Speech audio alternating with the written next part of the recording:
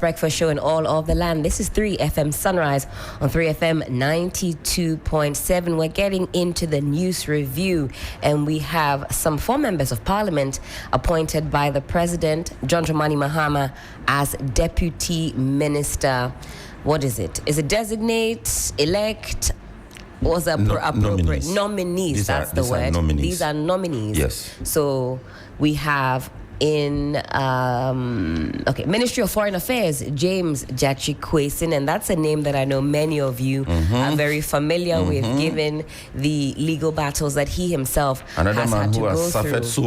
so much For his constituency. to maintain his seat in Parliament.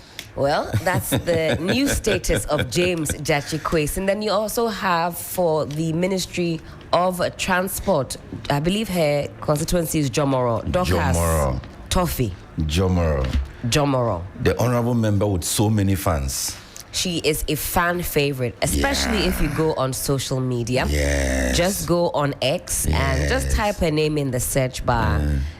They really love her constituents and those who even want to transfer to her constituency. Every time the elections roll around, we get that kind of banter. And this year, a lot of people, I won't say which gender, they wanted to know how do I do my people? Is it too late for me? The honorable Dorcas. What's the other name? Is it Toffee? Toffee. And the Honorable Samuel Okujeto Ablakwa, who is more popular on social media? Oh, it's definitely Honorable Okujeto Ablakwa.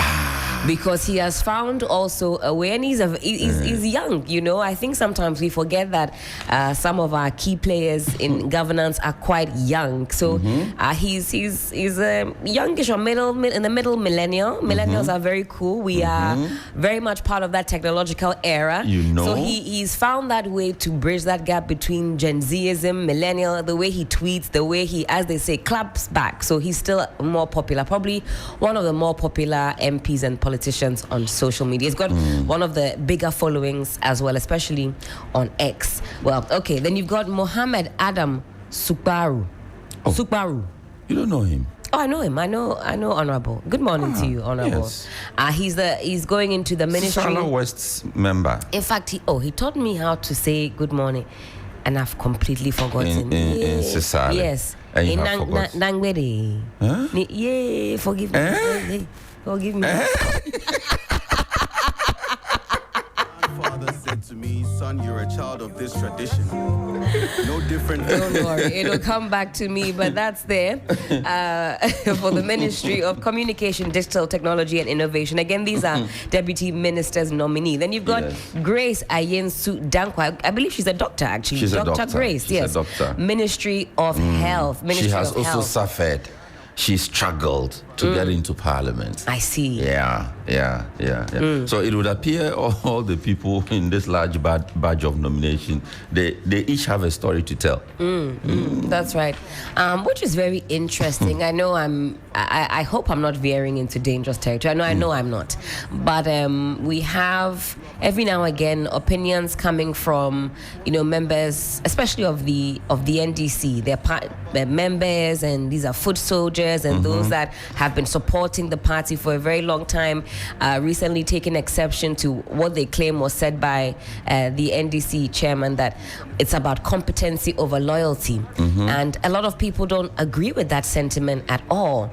And sometimes I try and unpack it in my mind, and I think, some of these people will recount to you maybe in their constituency or in their area, they are the only supporter there. They are using their own monies to advocate, to spread the word, or shall I say, spread the gospel of their party. Sometimes, to the detriment of friendships, relationships, what have you. And they think that should take precedence over what is actually required for that specific role. But that's the sad turn of our politics. It's become more of an investment. That's right. But then again, you ask, who should do the dirty work for you to come and chop? You see, in the campaign machinery of every political party, You would have those who do the legwork. You have those who sit behind the scenes and pump the monies into it. You have those who are the brainy ones who are, drawing up the strategy, putting the manifesto together. So there are different category of people within a campaign machinery. And the moment power is won, you have no choice, my sister. You have to satisfy each of the layers, because there was somebody in the constituency, and mind you, the election is not won at the national level. The election is won at the unit level, from the constituency going straight down what the NDC would call the ward level, zonal level, constituency level, then graduates into all of that. Even community level. So at each of those levels, you have people who are dedicated or should be dedicated. You have people who are analyzing the local interests and asking what the party can promise these people at the very grassroots, so that it's a tailored approach. If one area doesn't require a dam, you don't go and put a dam there, because you've done your, shall we say, Google's research. You know exactly what they need there, and that is work. So you go and put a cassava factory in Ullo. There's no cassava there. Really? Have you really done? In fact, you might even anger the people there. In fact, you are annoying them. Right. So it is that kind of work that goes into the campaign. So the moment the party wins the election, it is no longer about the national chairman. It is no longer about the national organizer or youth organizer. Yes, these are the key figures. Right. These are the people who run the machinery. But at the grassroots level, there are people you can never, ever forget. You don't want to annoy those personalities. You don't want to. But then as a government that has come in looking to reset, looking to do, wonderful things. And in fact, let me put all governments together, past and present, that we've seen in our Fourth Republic. How do you then marry the two? You want to ensure that you are, shall I say, rewarding loyalty because you know that it gets results, but you're also looking to advance your cause. You're looking for competent players. When you were in opposition, those loyal people were the ones who kept you going. The cycle is such that after the major election, you transition. In fact, this time we started too early, talking about 2028 election. Previously, it would take at least 2 years before you hear the parties begin to then talk about the next election. But now, right after this one, we've started talking about... I think that has been propelled by the NPP's, desire to put forward their own flag bearership elections. Exactly, and that is also propelled by their internal issues. I said, when you were having those discussions, I was on leave. Right. But I made a comment on one of my handles that, look, I cannot blame the NPP for deciding to do an early flag bearership election. Do you agree with that position? Yes, because they need leadership. So they need leadership. And I had that school of thought, and so that the idea is that the party is so disjointed. If there is a figurehead for which everybody can amass around to propel, it will bring some sanity into the space. And then the earlier that is done, or the sooner, the better for the party. But what about the argument, Sixtus, of those who say that they're going about it in a topsy-turvy manner, upside down? You should elect the foundation, because the reasons for which a lot of your base and supporters are unhappy, these are the murmurings going around that they're unhappy with the executives, and that if you organize that foundational elections and there's a fresh crop, if there is going to be a fresh crop, that will reinvigorate the party, and then that problem that they have with the executives will also be removed if these murmurings are true. Because then the optics also now look like, is it because these current or existing executives, these are also just murmurings, about the town? I have my ears about the town. I agree with that. And they say if we keep these personalities there and then go for the flag bearership race, there will be some influence there. And once that flag bearership race is secured, then whoever has been propelled forward will be indebted to these executives, and they'll also use, everything within their machinations to secure their spots. This is political chess. Follow me. I agree with that argument. Right. Because look, the people who elected Alaji in the last flag bearership race are the same people who are going to vote again. Aha. They are the same people who are already loyal to Alhaji. Exactly. Because, mind you, the election is influenced right from the unit level.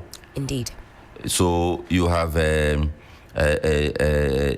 unit committee, let me use that, because the two parties have different names they give to. Indeed. So you have the units, at the unit level, you have executives who are running the process for you.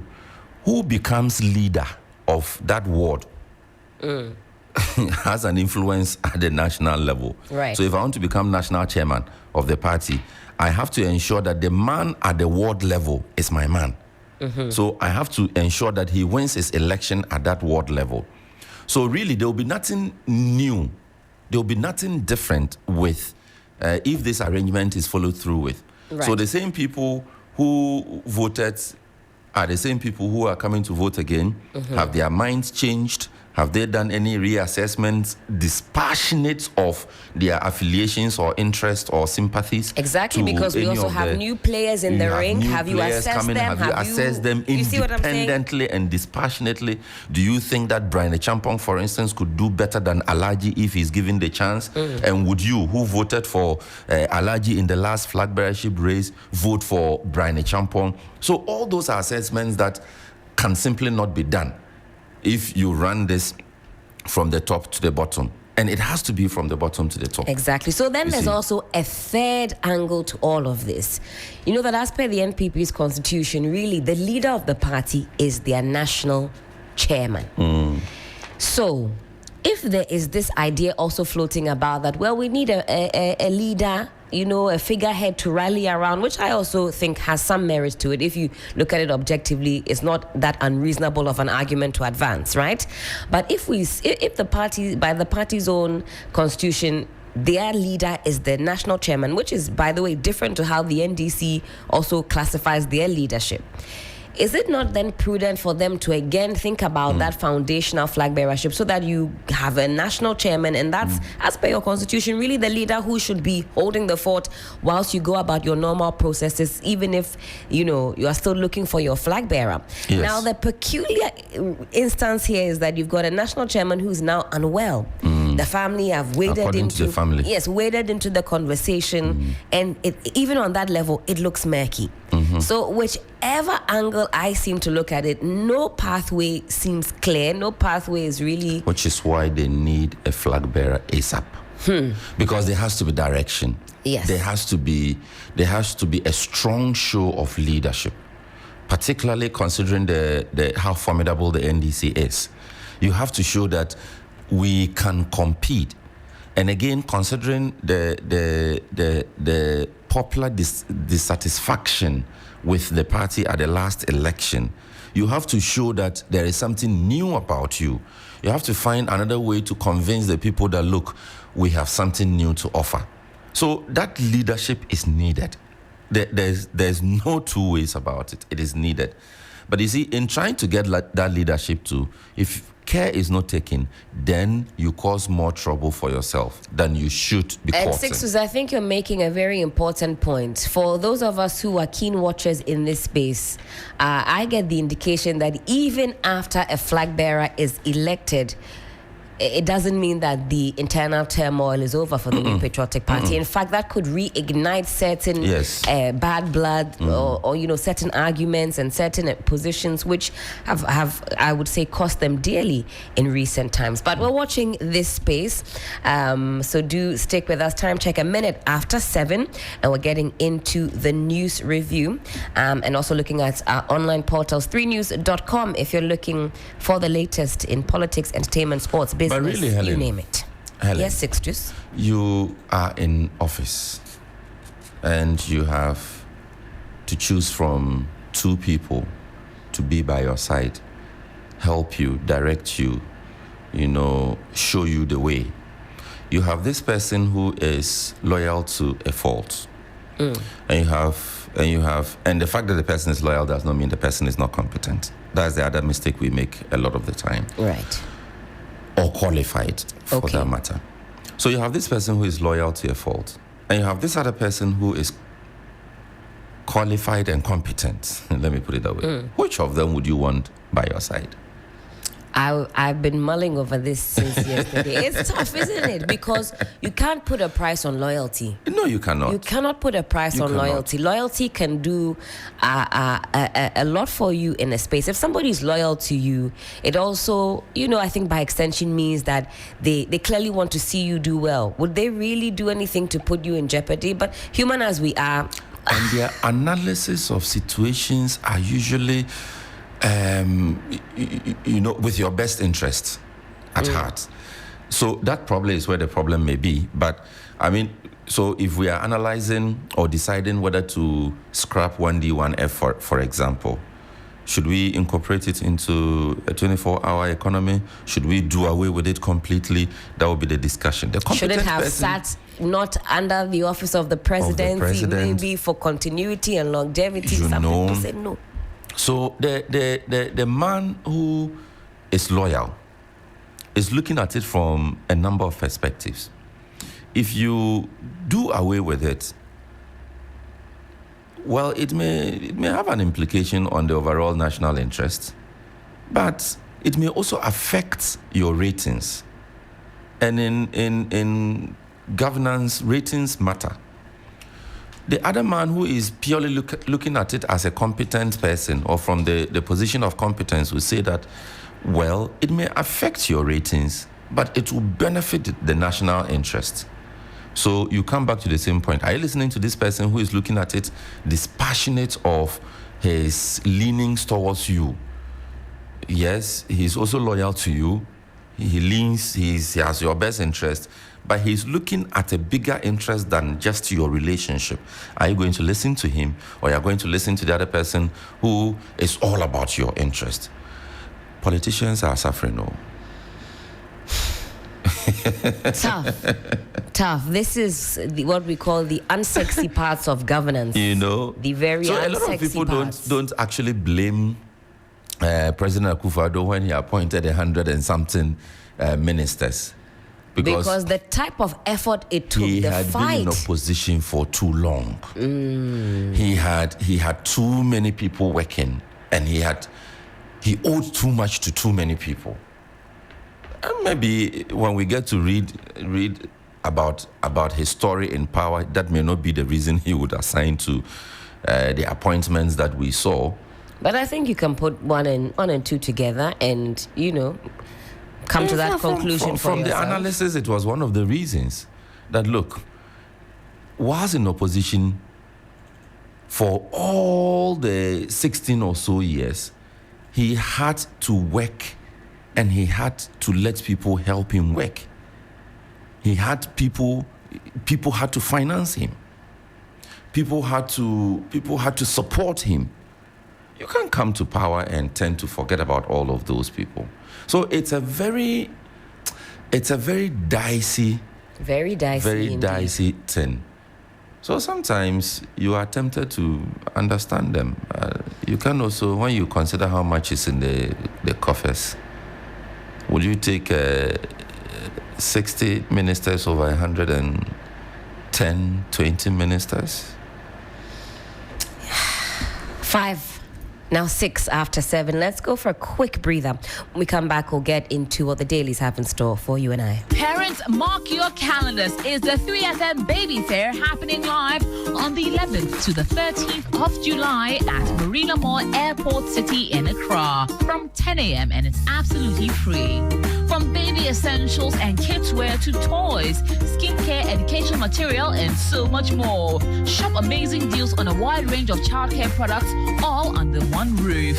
Don't miss our sessions with the Ghana Pediatric Society and all the amazing mums with the Mum Circle, a safe space for young mothers to share tips and connect. And there will be fun activities for the kids with our Kids Corner, games for the family, good food, and great vibes all around. To be a vendor, please call 0531 100 927 or 0532 200 927. It's the 3FM Baby Fair, your one-stop event for all your childcare needs. Proudly sponsored by You Fresh Drinks and Fidelity Bank. 3FM 92.7, Urban Lifestyle Radio Station. Honorable ministers, deputy ministers, and staffers. My work here is very simple, just to pave the way for His Excellency to launch the Code of Conduct. But before then, I just want to draw attention to one thing. An aspect of governance is like running a boarding school. There needs to be checks and balances, rules and regulations that tells you, don't walk around during prep hours. The same thing applies to what we're doing here. And so, I will encourage each and every one of you, once you get your copy, to study it just like your Bible. Because there shall never be any excuse for whatsoever when you cross the line. And Mr. President, with your indulgence, let me tell them a little story. Colleagues, the only time you will not be able to reach the president is when we are about removing you. I've heard some of you say, oh, he's my friend, I go to his house. Trust me, even if you meander your way to reach him through his driver, his ADC, the president will tell you, as for this Julius, this issue came up, and I told him to wait. Look at what he's done. But he's written the letter already. So, my colleagues,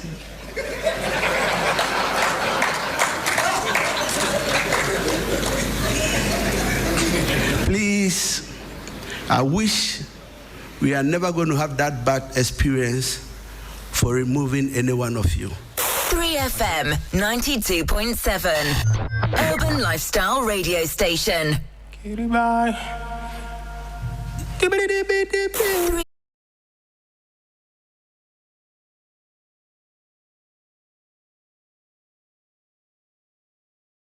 We are back 9 after 7 as the time reads in the studio. I was just playing that soundbite from the Chief of Staff, Julius Deborah. He says, I know him, he knows me, I know he's my friend, I go to his house, He says, before you know it, the letter will be written. I hope all who have been appointed. The only time you will not be able to reach Mr. President is when we are about to fire you. Removing you. He said, don't come and tell me, I know him, I go to the house. Nipa cutlery.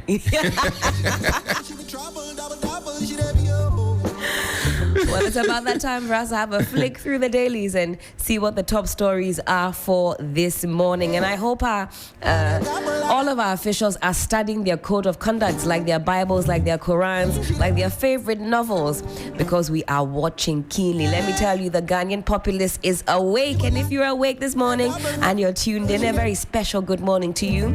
You are starting your day off right. Am I right, Sixtus? Anybody that tunes in this morning to Sunrise, it tells me some key things about your personality. It tells me that you are willing to learn and that you have you are here to knowledge share, because you also call in and you give us some great perspectives as well. And it tells me that you are a focused individual and you have great taste above all. Simply put, you know what's up. You know what's up. You know what? I had a Gen Z telling me that they brought you know what's up. I said, no. My friend. They can't take it from us. I said, you know what's up. This one there, no, they can't take it from us. You know what's up. Yeah, I was asking them, do you know Oshin? Sixtus, did you ever watch Oshin? No. Oh, you didn't? You weren't part of the telenovela gang? I was watching. La Supadora. I was watching Talking Points. I was watching Talking Rosalinda. Points on TV. Hi. We need to study why, Ghanaians love telenovelas so much. It's a matter of... Hey! We had Sunset Beach. Passions, and I mean... No, but Passions, I think I sneaked my way into Passions a couple of times. Okay, yeah. Because it used to come on late. Yes, very late at night, I think 10 p.m. or 10:30 p.m. And I love the theme song. I would kiss the lips of the one who could see me breathing. The lyrics are wrong. And kiss the lips of the one that'd be so sweet. I love that song. And I would fly on the wings of a bird I knew could remember me. You are my passion for No, we life. have to play this song before we go. I'll load it up on the system. My millennials, are you in the house? It used to keep us entertained. I'm grateful for the days where we used to go outside, breathe fresh air, play ampe. You had to wait for a call on the landline. You have to ask for permission. The wholesome days. These days. There was a call on the landline you were waiting for. Hey, you call, hello, please, can I speak to? can I speak to Helen? Then then they'll decide what time it is. Okay, you can speak. Then they'll be timing you. They'll come and throw stone at your window, then you sneak out and say, wait for a call on the line. Are you serious? And then I remember when I got my first mobile phone. I don't think I'd finished JSS, maybe JSS 1. And I thought I had arrived. My goodness, 13 years old. I had a big Nokia 3310, and you were so cool. I mean, you were the Mugajia if you had one of those. That phone where the battery lasts for about 62 years. You don't even have to charge the mobile device. But that's just by the by. Life was fun. Life was fun. I feel for some of our young ones. They're growing up right with the technology. And there was true friendship. That's true. There was true friendship. You knew that your friend was your friend. You knew that your friend had your back. You knew that your friend was not competing with you. At worst, your friend was giving you some healthy challenge. Right. Pushing you, daring you, What makes you think that true friendships are a lost art? Oh, these ones. Yeah. This one is on. Has gone to borrow wig, done makeup on credit, borrowed some shirt dress from the friend, taking some nice photo in a restaurant that she didn't buy anything from, and has taken photo and put on Snap. Then one mama goes to see the photo on Snap and say, Jesus. Somebody say, you haven't streaked me in 1 week. We are not friends. We are not friends. Really. The New Republic this morning, and their tagline is revealing the bloodlines. Kweu chieftaincy tussle. Dasibre Ekuamo Ejapon II reaffirmed as Kwehu Manhene. 24-hour security requested as tensions mount in Kweu. That's captured on the front page of the New Republic.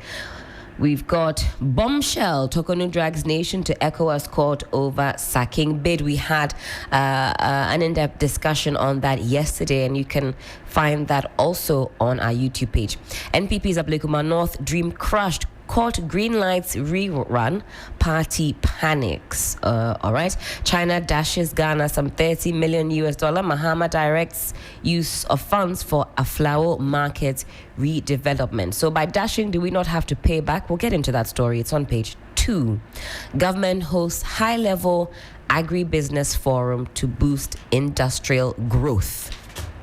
I have the Overseer newspaper, Credibility and Fairness, and it also headlines Mohammed's last batch of deputy ministerial nominees. Comes with a picture of my friend Suparu, MP for Sisala West, and the story is on page 4 of the paper. You can read it. NDC to sack party executives in government. That sounds scary, and I'll come back to this. Ken Thompson chairs newly inaugurated ADB board. Congratulations. You know Ken Thompson, the Delex people. Yes. Ablekuma North rerun. Let's work to fix broken EC. Omane Boama tells NPP. Remember, Omane Boama is still director of elections for the NDC. You got Sofo Tanko as deputy. So defense minister is director of elections. Money defeats love. That's coming up. NDC former PC aspirant loses fiancé to top BOG staff and spent a night at police station.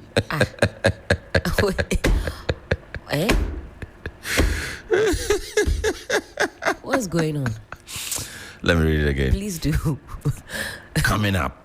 Money defeats love. Okay. NDC former PC aspirant loses fiancé to top BOG staff and spent a night at police station.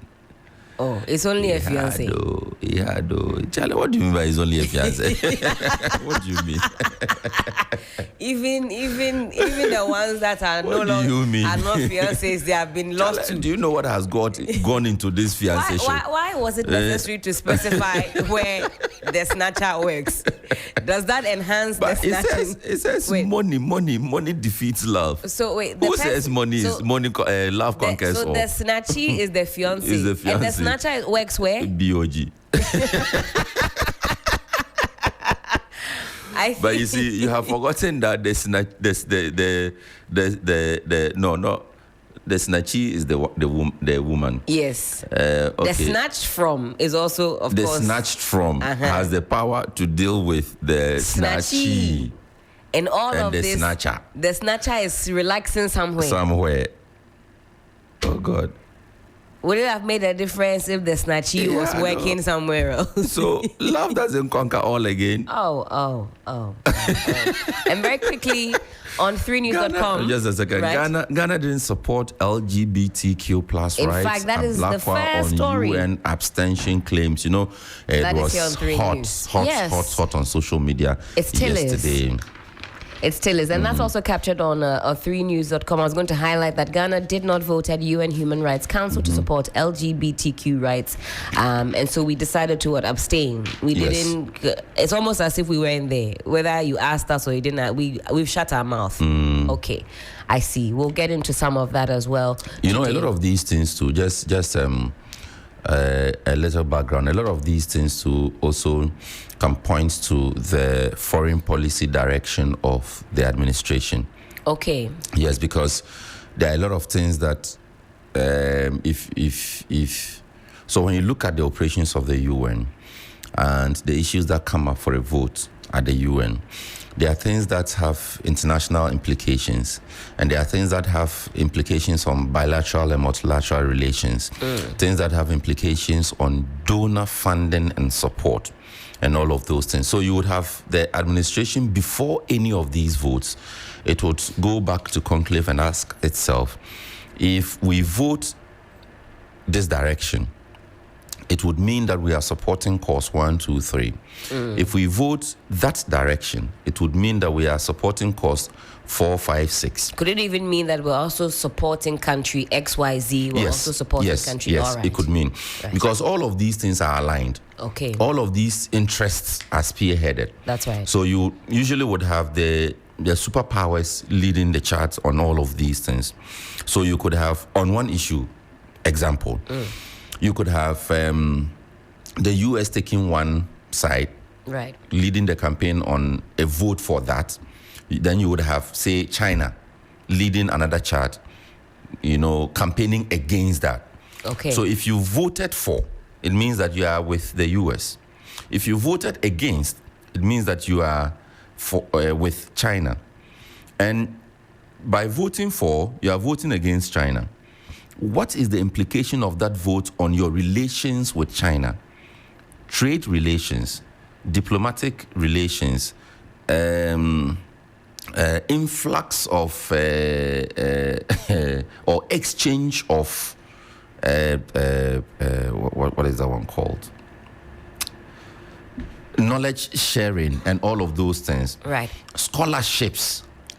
So decisions are not easy like that. So you're asking yourself, if you were to vote, particularly on an issue like LGBTQ+, it's thorny, yes. But voting against it also would have implications on what access or how much access your people will have to the countries that are leading the chart. Right. So something that could easily affect the larger population of your people. Right. Scholarships. Now, everybody is looking for a learning opportunity in the developed world, so-called. Right. And so if you voted against it, and there are probably some scholarship opportunities that could be availed to your people, the country will go back and say, well, you didn't stand with us on this matter. Yes, if you feel so passionately and strongly about it, maybe your citizens also clearly agree. So we'll limit our interactions with you, and we'll also our support to our you, resources to you. Right. Yes. So all those are considerations that the government of the day or the administration of the day would usually take into account before making a decision. Like so this. You would observe that a lot of the developing countries, third world countries, so-called, I hate that expression. We have to do away with it. We tend to abstain from a lot of these votes because And even, you know what, when you abstain, even that has ramifications. I'm already seeing some publications with those that stand for saying, oh, we're disappointed. I thought that you were also going to have a stance. Either way you go, those that thought you would go in a particular direction, also telling you, well, I'm surprised that I'm not seeing your support here. In fact, whichever option you choose, for, against, neutral, there are implications. And no matter, even in a neutral position where you've shut your lip and you're facing, front, still there are implications. But that is easier to defend. You know, abstaining or abstention is usually easier to defend. Yes. Because you don't want to annoy either of the parties, then you abstain. And that could even be a promise in the negotiations or campaigns. That could be, well, you know what? In my country, we are very loud on this issue. So we cannot vote for you on this matter. The best we can do for you would be to abstain. So that you don't get our vote, but the other side doesn't get an edge over you either. Okay, so that's... And in fact, that abstention could even make you win the vote. Okay. Yes. So all those are part of the considerations. Diplomacy not easy like that. We've got into a lot of political chess this morning. I think Sixtus and I, we have to go into it. We have to branch into a certain field. Thank you. This knowledge we're giving you this morning. But that's on the lighter side. 23 after 7. In about 7 minutes, at 7:30, we'll open up the phone lines. We call it Community Voices. You too can have your bite. A few more top stories here on 3news.com, and I do implore you to check that out. Haruna Idrisu in Botswana to share Ghana's TVET success story, and that's one to also look out for. We've got Sapperman bust. National Security collaborating with U.S. Embassy to authenticate fake dollar notes. You've got some more here. NDC members in Jomoro commend Mahama for nominating MP as Deputy Transport Minister. So something that is going to be key to watch is another round of vettings, Sixtus, that we're going to see with these 4 individuals. And what can I say? Are we going to have to strap in our seat belts? Oh no, this is going to be exciting. How are you foreseeing it? At this point, I mean, if you look at the nominees, none of them is that controversial. Maybe apart from the James Honorable Kwesen. Yes, the rest of them, there really are no controversies there. Where's the full list? If you look at the Honorable Dorcas, she's loved from across the aisle. I don't foresee any trouble. I don't foresee the minority side, giving her any trouble. I know that she's loved on both sides of the aisle. So. Oh, you say on both sides? Oh yes. I don't foresee any trouble for her. The Honorable Mohammed Adam Superu is also. There are no controversies around him. Yes, he communicates for the party. Actually, he's one of the key communicators, and that is where the problem will come. But even in his communication, you don't hear any controversies. You don't hear him stirring up any controversies. So really, I don't foresee any troubles for him. The Honorable Grace Ayensu Dankwa, same. I was saying that she struggled to get into the House. She went up against a former railway minister, big man, big lawyer, former second deputy speaker, Joe Gatti. Okay. Former flag bearer aspirant of the NPP, yes. And this was not her first time. She was there the election before. It didn't go in her favor under very controversial circumstances. And so in her case as well, I don't expect any controversies. So the only controversy I may be expecting would be the Honorable James Jechi Kwesen. But even that, the matters have been settled. The court, she's been through all the levels of our court. You say enough time has passed for some of these tensions to have completely simmered. The issues have been resolved. So it may just be for political convenience and getting some public, stirring some public conversation. Other than that, really. So I don't expect any stretch on this one. And in any case, the government has been at work for 6 months, 7 months. Yes, that's right. The key figures that you expect to see at the top of policy management and implementation are the ones who are already working. These ones are going to be playing a supporting role. And a lot of the times, we have made that argument again, if you recall, that a lot of the time, some of the deputy ministerial positions are not necessary. You go there, they practically have nothing doing. Right.